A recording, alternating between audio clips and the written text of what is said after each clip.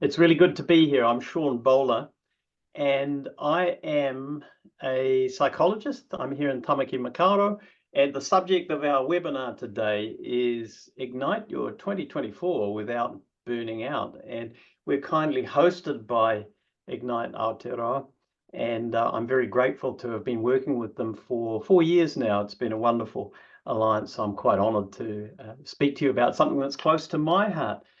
Just to reiterate a little bit of the housekeeping, as Marissa's already said, for those of you who've joined in the last minute or so, if you have any questions, just pop them into the Q&A. And what we're going to do is we're going to have 30 minutes of me being a talking head, giving you information and sharing my thoughts and my perspectives. But at the end of that 30 minutes at 12:30, we're going to allow a good 10 to 15 minutes for your questions and some discussion. So I hope it's not going to be all one way. So let's start off with a brief karakia or blessing for our proceedings today. He honore, he kororia ki te atua, he mangarongo ki te whenua, he whakaaro pai ki ngā tangata katoa. Nō reira, nau mai, hari mai, ki hui. So let there be peace and tranquility on earth, goodwill to all, and let us begin this meeting. We won't be able to deal in any great depth with individual issues. This is very much a high-level kind of theory and practice of burnout. And so we can't personalize it, but if you have access to the Ignite platform, and many of you do, you can get in touch with somebody and talk to them and get some more ideas about things that you can do. So on that note, I'm going to start off and tell you a little bit more about my journey. So here's me in a suit down below, and up the top, I'm not in my suit. In 2017, I was 55 years old. So I've got a bit of history prior to 2017. The journey goes back a little bit further, but we'll deal with it from then on. I was working away from home, and I was in quite a high-powered role. I was commuting between the South Island and the North Island, my home here in Tamaki Makaurau, and there was a lot of stress with that. I had financial commitments. I'd been through a business startup which hadn't quite gone as well as I'd liked, and I was getting re-established in corporate life.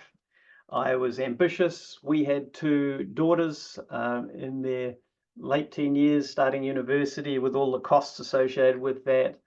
At the same time, I had recently had back surgery for chronic pain. And that had been a bit of a journey. I'll be totally honest, the relationships in our family weren't that good.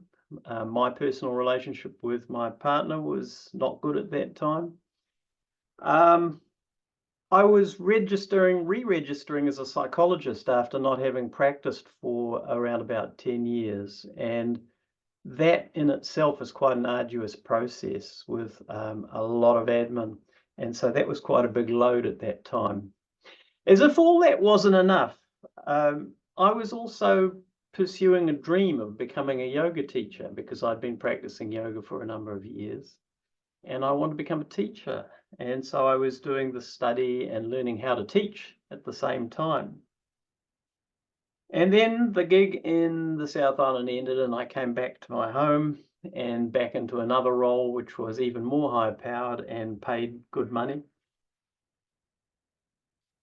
And then I hit the wall. I stopped dead. I absolutely hit the wall. I could not get anything done at work. I felt exhausted. Even at the end of the weekend, I'd have a rest. I'd try not to do anything, and I'd still be tired at the end of the weekend. And I started to feel a bit cynical about the work that I was doing, which was quite important work. It was a good job. And even worse, I started to feel guilty about not caring and not being able to get anything done. And I was thinking, people would give their eye teeth to be able to do what I'm doing and to be paid what I'm paid to do what I'm doing and to have the sense of purpose and meaning, which is part of what the work was. And yet I don't care. And I feel really bad about that. And so I started to feel bad about myself. And so my wife said, well, let's go away to this beautiful place in the Pacific. And so we went up to this beautiful place in the Pacific. And so I did some yoga there. And that's me doing this yoga by a beautiful tropical pool in a cave. And then I came back after a week of that, and I felt even more tired. And I thought, what's wrong with me? And I was suffering from burnout. That was what was wrong with me. And so the first thing about burnout is you have to recognize what's going on. It's 1 in 2 people at work report feeling exhausted. But it's actually more than exhaustion. It's actually when you feel tired right down to your bones, and it doesn't matter how much rest you have, you still feel tired. And there are 3 stages to it. First is this exhaustion stage, and then this kind of cynicism sets in. And for those of you who are involved in caring and dealing a lot with people, and I know some of you are, our Emerge whānau and Cancer Society and so on, there's this thing that people talk about called compassion fatigue. And it came out of nursing and healthcare, because you think about people who go into those sorts of roles where they're dealing with people and trying to help and support people. They don't do it because they don't like people or don't want to help. But after a while, if the task demands, if the workload is too much, then they start to stop caring and get this compassion fatigue. And the third thing that happens is that your productivity goes down, and it becomes a little bit like trying to run through mud. So what might have taken you half an hour now takes you a day, if you can get it done at all. And then you feel guilty about that, and you start to try and make up, and so you work even harder, and then you get even less done, and you feel guilty about that. But not only that, your brain starts to change. You start to have brain changes, so it does become harder to rest. You might have sleep disturbances. You get physical changes in your body. So it's not just about mental exhaustion and cynicism and productivity and all these sort of things that might seem to be mental phenomena. It's also about physical changes. You might find yourself putting on weight, find it hard to exercise, or you might lose weight. Your appetite might change. And so there are all these physical changes that accompany the mental and psychological changes that occur with burnout. And so what happens is our body eventually shifts into the state of what we call allostatic overload.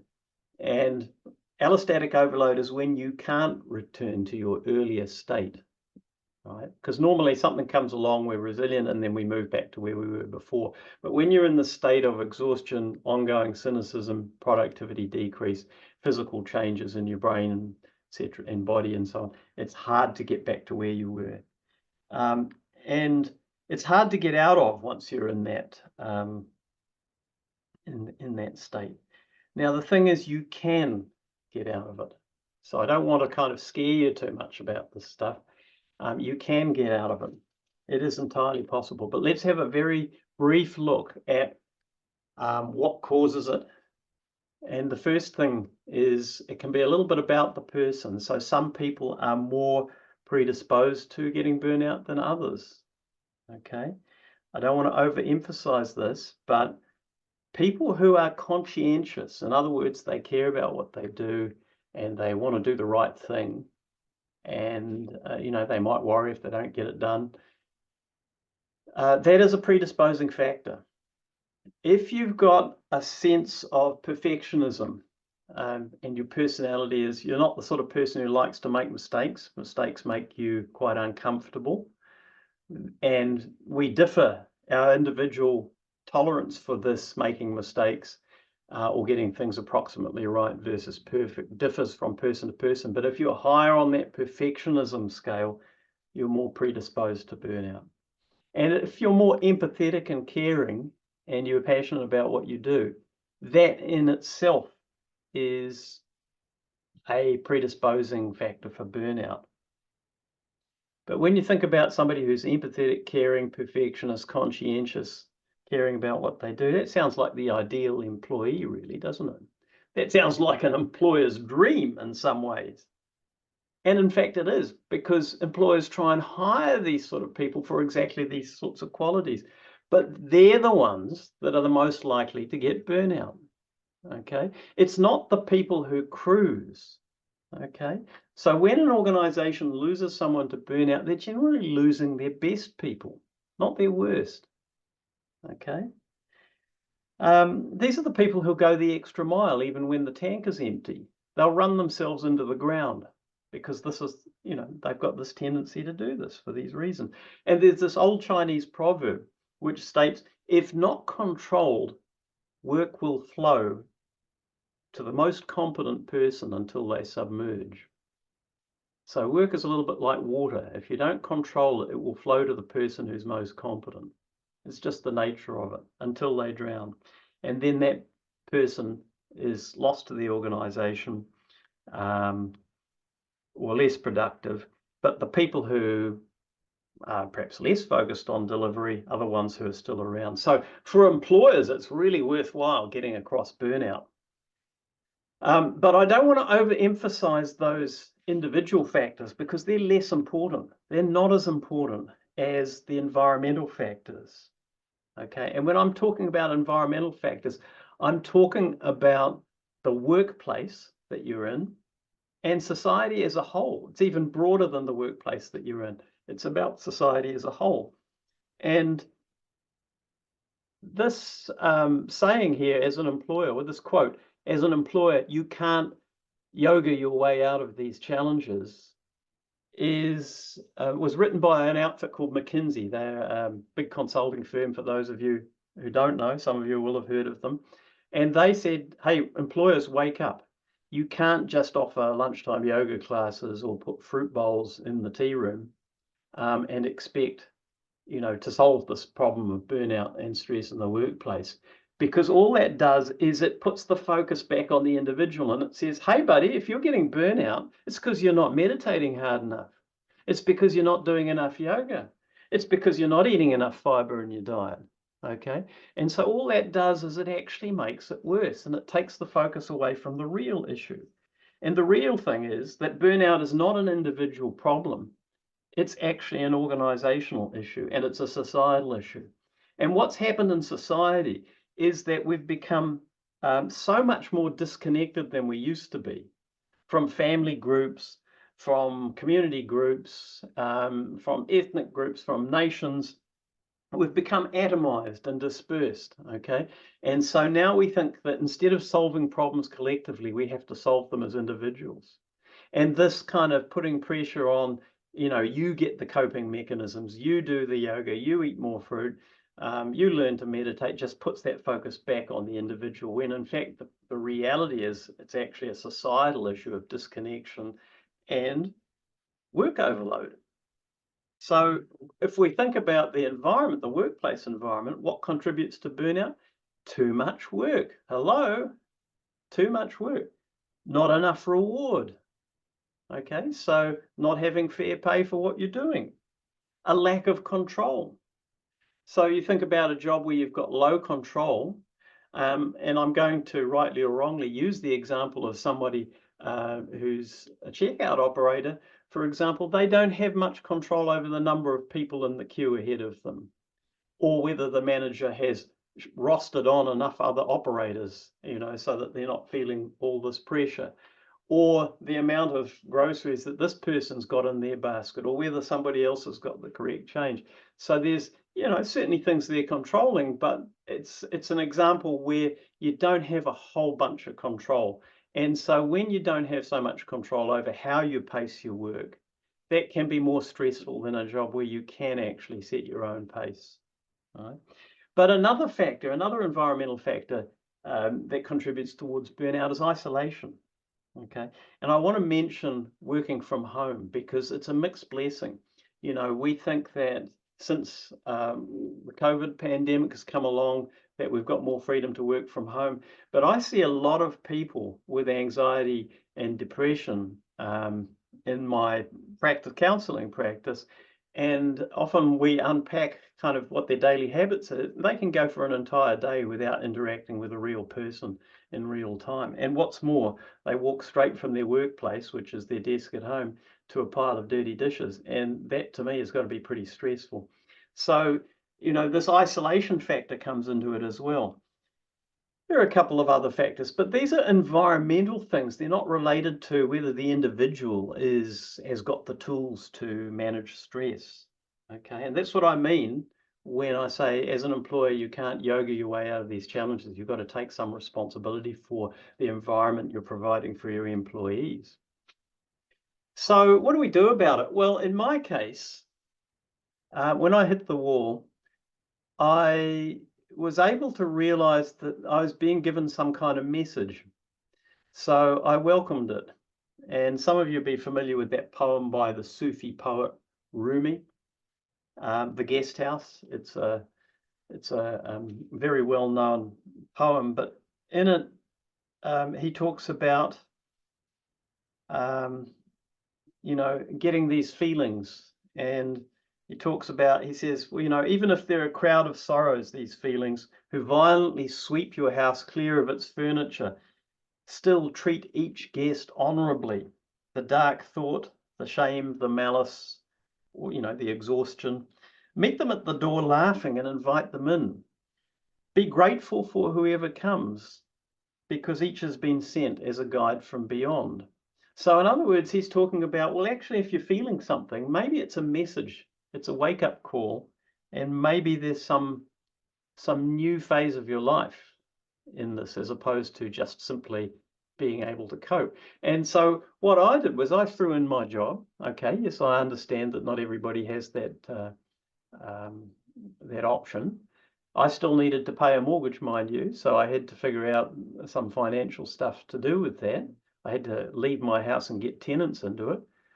I went into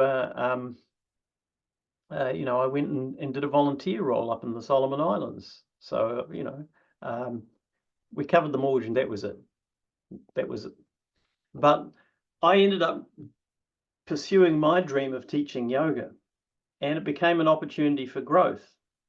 And then some adventures came along in the middle of all that, such as a pandemic, and we got relocated at short notice, and then we didn't have a house to go back to because it was rented to somebody else, and it all got very complex. But all of a sudden, I was saying to myself, I'm not going to go back to where I was before. And so I reinvented my career, okay, to where it is now. And so this was an opportunity to make changes. And what it also showed me is that doing nothing won't help you recover from burnout. You have to do something. Resting is not the solution to burnout. And going back into the same environment is not the solution to burnout. If you go back into the same environment, you may as well never have stepped out of it, okay, once you get to that stage. It's best not to get burnout in the first place, I might add. So what can history teach us? Well, I think it's important to realize this problem's been going on for some time. This fellow, I don't know if any of you have heard of Samuel Parnell or the 8-hour day movement, but he came to Wellington in the 1840s. And the Wellington that he came to as a carpenter in the 1840s was very different to the Britain that he left behind.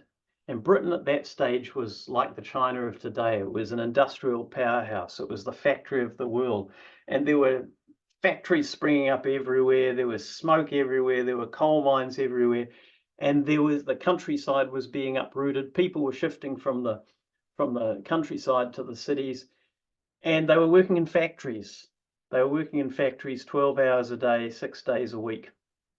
And so this movement sprung up called the 8-hour day movement. And what it was trying to say is maybe this is not sustainable. And so he had become an adherent of this 8-hour day movement. And when he came to Wellington, he brought this idea, which was unheard of at this stage back in colonial New Zealand in the 19th century.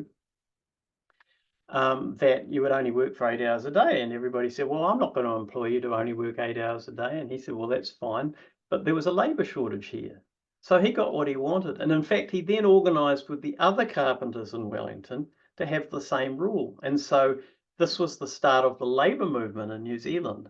And if any carpenter said, well, actually, I'm going to work 12 hours a day and I'm going to work 6 days a week, the other carpenters would throw them in Wellington Harbour, basically. So this was about this collectivism, about reducing the isolation, okay?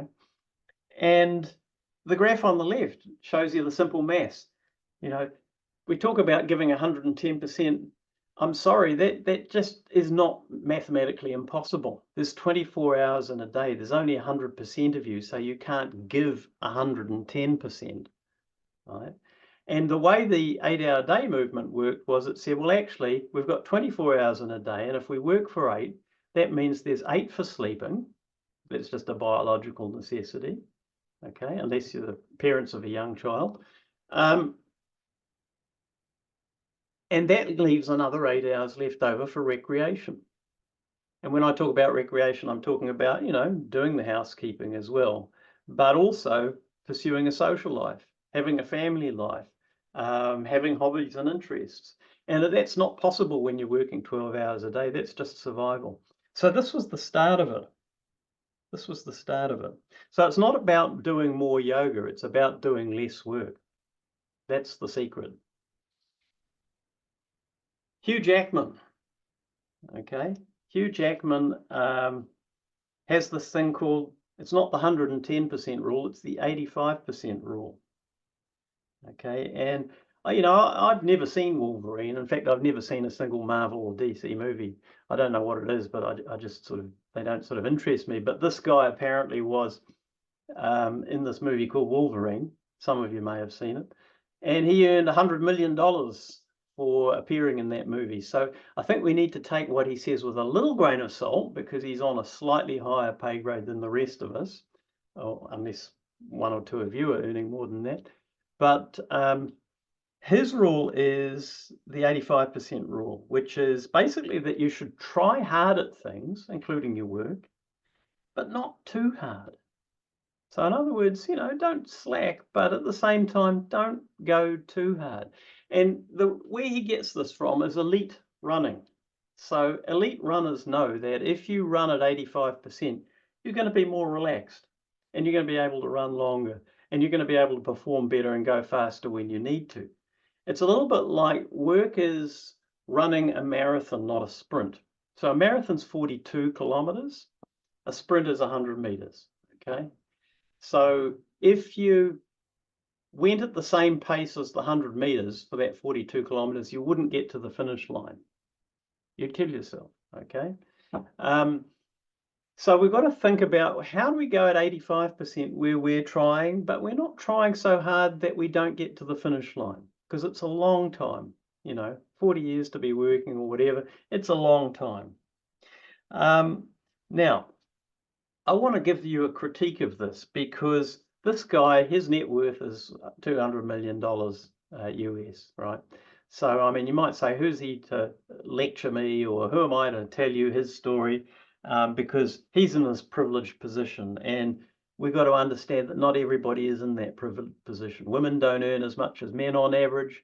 There are disadvantaged groups, etc. So, I mean, we have to be, you know, respectful when we think not everybody can take this advice. But I think there is some advice that I'm going to share with you in a moment that anybody can take, regardless of whether they're working, whether they're not working, what their power situation is or isn't. There's something quite important that we need to realize, that even if we're not Hugh Jackman and have the ability to turn down gigs like him, there's still something that we can do to manage burnout or make our situation better. Before we do that, I just want to give you this tip, which is about making a to-don't list, okay? And so if you've got the ability to put up some boundaries, even if those boundaries that you have are things that you keep to yourself and you don't talk to the boss about, that might help. I'll give you an example. I started work in the 1980s And in the 80s, we didn't have email. We had, I don't know if any of you get overwhelmed by the number of emails you get, but we didn't have emails. We didn't have social media. What we did have was this thing called memos. And they were like sheets of paper, A4. Sometimes there were 3 or 4 pages. Sometimes the big ones had 10 pages, stapled together in the corner. And it had address to, subject, and then it would have all this stuff. So it was literally like a typed email. And you didn't type it yourself because no one had personal computers. So you hand wrote it down, you took it to the typing pool, someone typed it for you, brought it back to you, you made corrections, took it back to the typing pool. Then somebody would send it off in a post bag to the other office and they'd get it 3 days later. And these things would stack up in your in tray, just like an email inbox. And I used to get dozens of them. And I said to my friend one day, who was in a similar job, I said, do you get lots and lots of memos? And he said, yeah. He said, I do. I said, I do. I find them really stressful. How do you deal with yours? And he said, well, I've got this technique. He said, what I do is they come into the in tray, he said, and then I immediately just put them in the out tray down the bottom. He said, I don't read them and they pile up. I said, oh, okay. He said, and what I do is, he said, is if anybody ever comes and asks me, why haven't you replied to my memo? At that point, I'll go out, take the pile out, go through it and look at it because I know it's important. He said, but no one ever has. And I said, well, then what do you do? I said, at the end of the year, I shred all these things. And so he had found this technique of figuring out that basically a lot of the stuff that he was spending his time on just didn't matter. And so if there's a way of you to figure, if there's something you can do, even if it's just a small thing to figure out what doesn't matter, then put that on your to-don't list and don't do it. Okay? Put it on your to-don't list and don't do it. And probably don't talk about it too much, but see if it makes a difference. Okay, so I said, what can you do if you don't have, the sort of $200 million net wealth that Hugh Jackman has? Remember I said that isolation was one of the biggest factors in burnout. And so this whakataaki, e hara taka toa i te toa takitahi he toa takitani tini, means basically united we stand, divided we fall. Okay, united we stand, divided we fall. My strength is not as an individual, but as a collective. And the picture here is Joe Biden. He's probably one of the more powerful men in the world. I think he's got a fair bit of power. And he's walking along the road with some people who are working in kitchens in Las Vegas for not a lot of money. And so in doing so, he's symbolically standing by them. And the way in which they've got visibility is they have organized. And so they're part of this union. They've organized themselves together as opposed to allowing themselves to be atomized and disconnected. And remember that isolation is a powerful factor in burnout. So anything you can do to increase connection through collectivism, through joining with other people, will not only increase your, protect you against burnout, but it will increase your power. And what we've got to remember is that the tiredness we experience with burnout runs with powerlessness. It's when we don't have power, when we don't have control. So what can you do to connect, to get power and energize yourself? It's not about going and having a rest. It's not about eating more fruit, doing more yoga. Those things are great if you want to do them. I'm not knocking them. But what can you do to increase your power and your connection? And that is one of the key secrets, no matter how little or how much you've got, that you can take control of to deal with this beast we call burnout. Just a last note before we dive into the questions and open it up and for your thoughts and questions. Working from home can be very isolating, as I've mentioned, and contribute to burnout. You can escape the boss at home, but you can't escape the washing. You can escape the boss at home, you can't escape the washing. So have a think about that, and whether working from home is always working for you. So just to wrap it up, for those of you who do have access to the Ignite platform, do reach out if you feel that anything that I've talked about resonates. And I just want to share one final thing, which is Professor Ian Hickey from the University of Sydney said something on the radio last Sunday, which resonated with me. We don't get well to go to work. We don't get well to go to work. We go to work to stay well. So if your work is not keeping you well, maybe it's time for you to figure out what the message in that is. I'll just close with a whakataki, if that's all right. Maybe that one that I had towards the end, I'll just repeat that one. E hara taku toa I te toa takitahi he toa takitini. My strength is not as an individual, but as a collective. So thank you. Thank you for being my collective today, our collective. It's been great being part of this group.